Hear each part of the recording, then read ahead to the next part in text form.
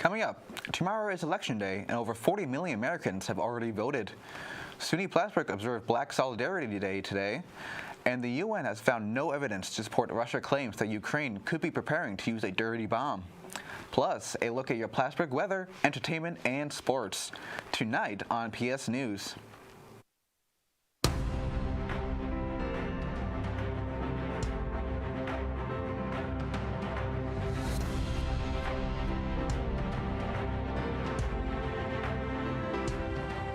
Good evening, and thank you for joining us. I'm Nick Benardut. And I'm Angel Velasquez. Our top story tonight. With early voting over Georgia elections, officials are reporting a record number of midterm ballots cast. More than 2.5 million votes have been cast in the Peach State ahead of the Tuesday Elections Day. Texas, which finished its early in-person voting on Friday, has also had an impressive 5.4 million ballots cast. Then that's more than Florida with 4.7 million and California with 4.1 million. Pre-election voting has considerably ahead of the 2018 midterm pace, which data is available. Nationwide, more than 41 million pre-election ballots have been cast across 47 states. Some states with a surge in early ballots have changed election rules since the last midterms. For example, Virginia, Vermont, and Michigan expanded across to mail ballots. Tomorrow, Tuesday, November 8th, is Election Day. For more information on how to vote here in New York and to look up your polling place, visit the State Board of Elections website at elections.ny.gov. Polls in New York are open from 6 a.m. to 9 p.m. Pennsylvania Democratic Senate candidate John Fetterman's campaign is getting help from not one but two presidents. Former President Barack Obama joined President Joe Biden in the campaign trail in North Philadelphia Saturday night. Obama stumped the votes for Fetterman in Pittsburgh's earlier Saturday, stating that candidates had not changed his heart.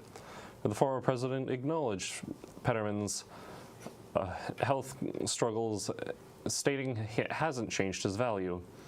In his speech, President Biden criticized what he called, quote, mega Republicans for trying to stop his student loan forgiveness program.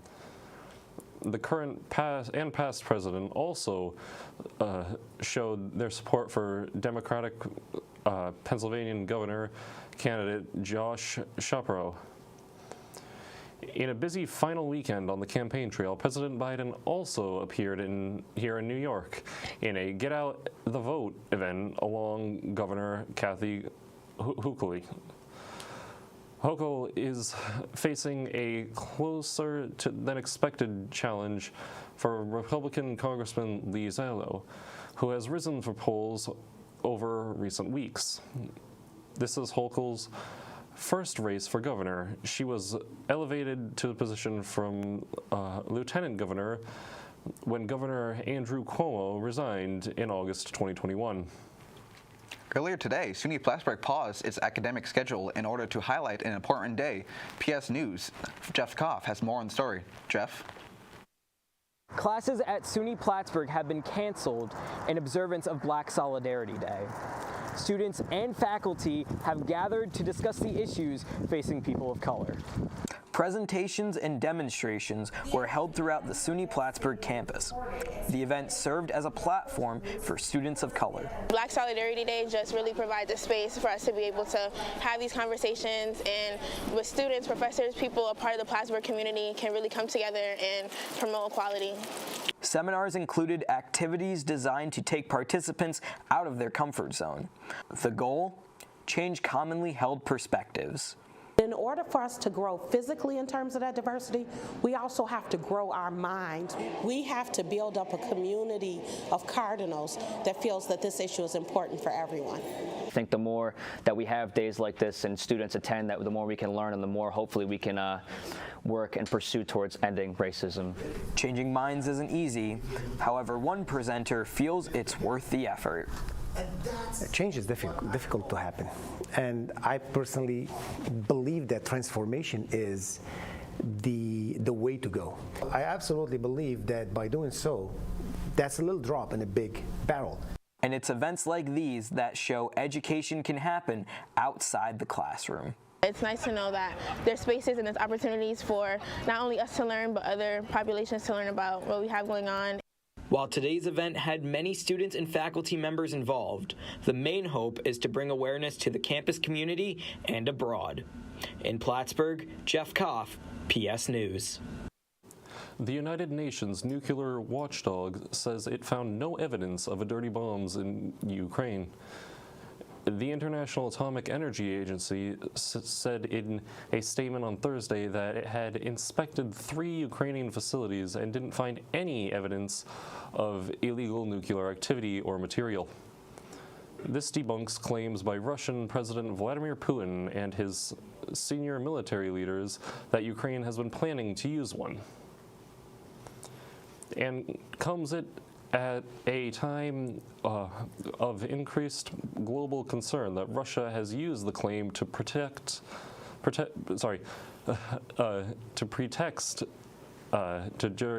justify a nuclear attack. Thousands of people gathered in Central Seoul Saturday at Candlelight Visual to commemorate the 156 people killed in a Halloween crowd crush a year ago. Those in attendance held candles to remember the fallen victims of the disaster and to call for an investigation to punish those responsible. Mourners also held the sign protesting the government with signs saying "Step down, Young Suk-yeol," as public anger grows over what is seen as a failure by the government and police forces. Many are asking for President Young to step down. The government is being blamed for not adequately controlling and guiding crowds at the first post-pandemic Halloween celebration. Sources say the Justice Department is considering a special counsel to oversee investigations into former President Trump.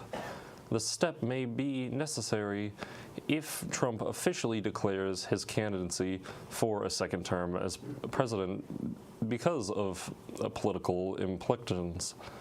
The DOJ has been observed a quiet period prior to the midterm election of not making offered moves to impact the outcome. But once Thursday's voting is over, there are signs of the Justice Department will make unprecedented move of indicating a formal president.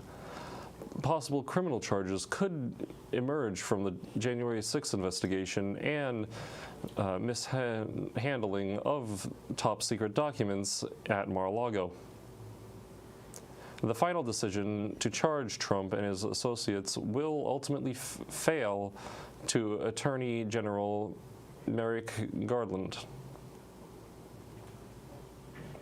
Coming up after the break, one New York man's Disney vacation didn't go quite as planned, and more than 40 people were injured after a fire in New York City over the weekend. Stay with us.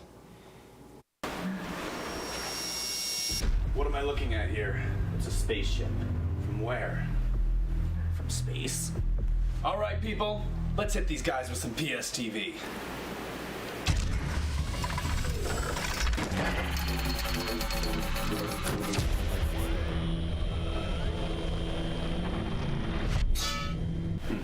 Did not work. Probably because it's a TV station and not a laser.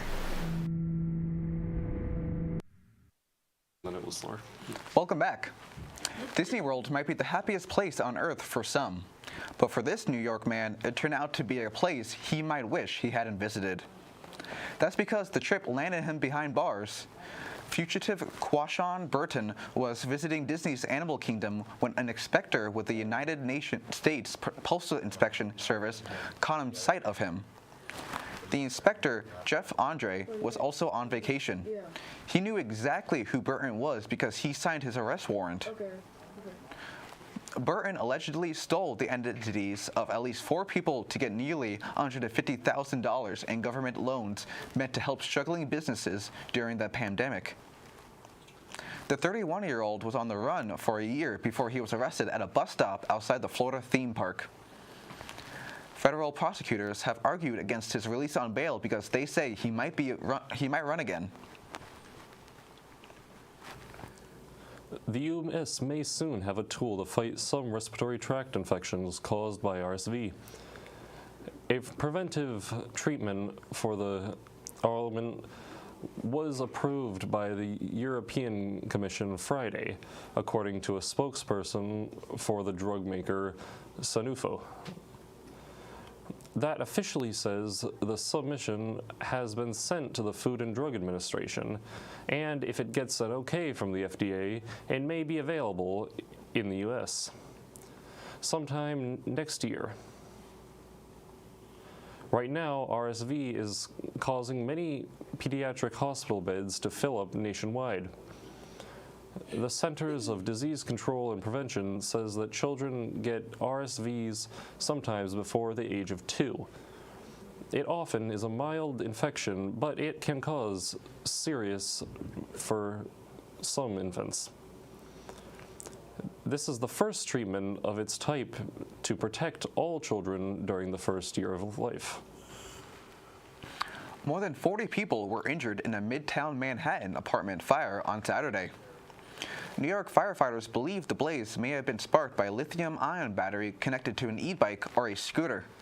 The New York City Fire Commissioner reports that at least 2 building residents were critically injured and 5 others are in serious condition. Residents called 911 after seeing smoke on the 20th floor of the 37-story River Court apartment building on East 52nd Street. This dramatic video captured at the scene shows firefighters performing a rope rescue to save a woman caught dangling from a window as smoke pours out around her. Some residents were reportedly trapped inside the building when the fire broke out, but everyone is accounted for now. Chief Fire Marshal Daniel Flynn said this is close to the 200th fire thought to be caused by a lithium-ion battery this year alone. When we come back, we'll take a look at your Plattsburgh weather and entertainment news. Stay with us.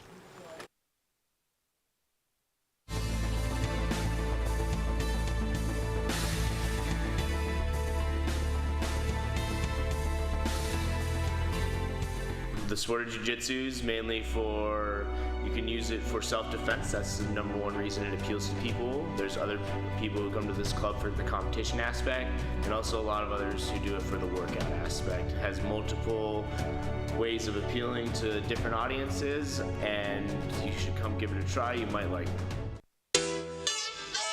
This is KINKS, which stands for Collectively Inspiring Natural Hair Students.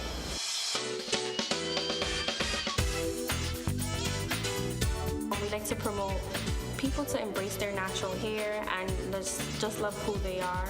Every spring semester we have a hair show, so if you're interested in modeling, hairstylist, and a makeup artist, this is something to look forward to every spring.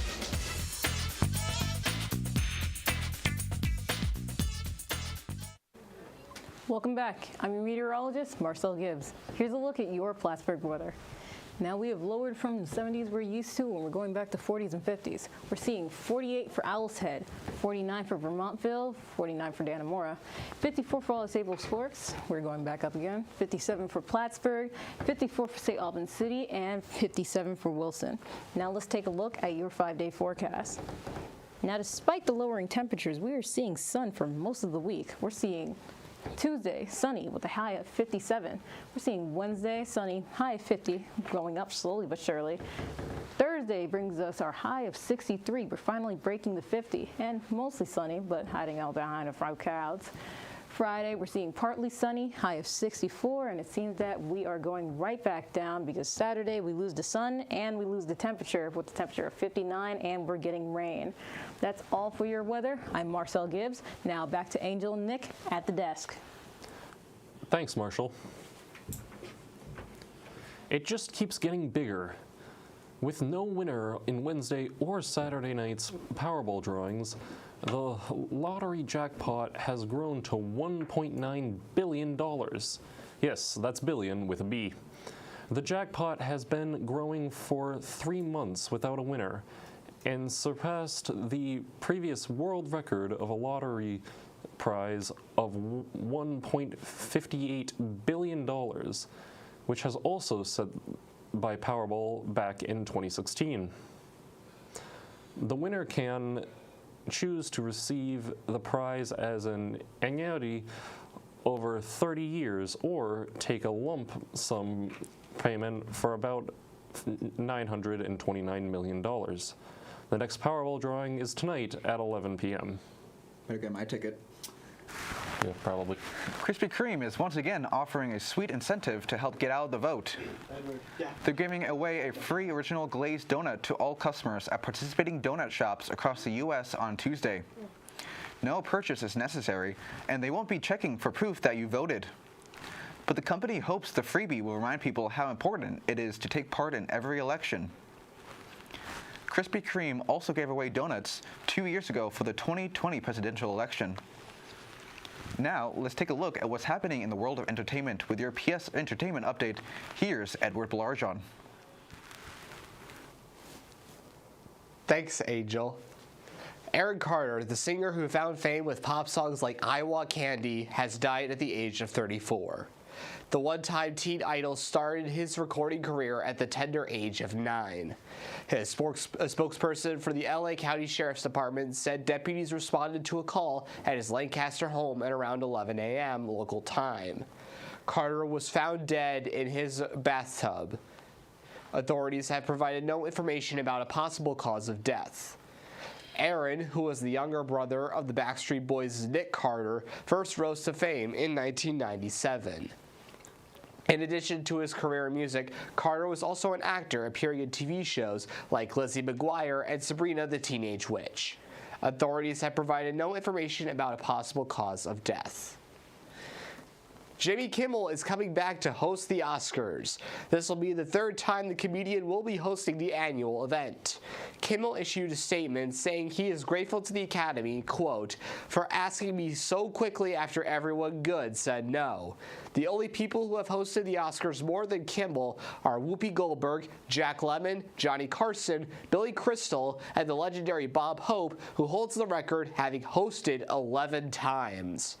Members of the Academy will announce which films have been nominated on January 24th.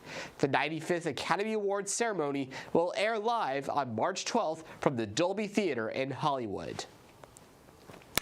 A slight sigh of relief for all verified Twitter users. Elon Musk is delaying the rollout of its paid Blue subscription plan until after midterm elections. The plan allows anyone to get that blue checkmark for $7.99 per month. Critics say the new verification feature could have some unintended consequences. To protest the new plan, some celebrities posted as Musk over the weekend. Some, including comedian Kathy Griffin, were suspended. On Sunday, Musk tweeted, "Anyone engaging in impersonation without sharing it as a parody will be permanently suspended." He also said changing a name on an account will result in losing the verification check temporarily. A bride-to-be in Massachusetts says a pair of Taylor Swift concerts nearly derailed her wedding. Her hotel canceled her reservation, but is now making things right. Christina Leonard is getting married in May. She says her reservation for 10 rooms at a Hilton Hotel in Walpole was canceled the same day Swift announced 2 concerts for the same weekend at Gillette Stadium. The hotel is within walking distance to the stadium. Her contract was for 10 rooms at $169 a night. After the concert announcement, Leonard said the hotel told her they would getting $1,000 a night per room. At first, she says the hotel offered her a block of rooms at a sister hotel about 18 miles away from the wedding venue. But she said that is too far away from her venue. A hotel executive sent an email Friday to her apologizing for what she called a misunderstanding and offered to reinstate the room block and not charge the bride and groom for their accommodations. That's all from entertainment. This has been Edward Belarjon. When we come back, we'll have Ryan Nista with their PS Sports Update. Dance core makes me feel confident. Dance corps means to me family. Dance corps is motivating. Dance corps means new friends. Dance corps means old friends. Dance corps means unity. Dance corps means creativity. Dance corps means love. Dance corps is fun. Dance corps means friendship. Dance corps is exciting. Dance corps is my support system. Dance corps is my favorite thing.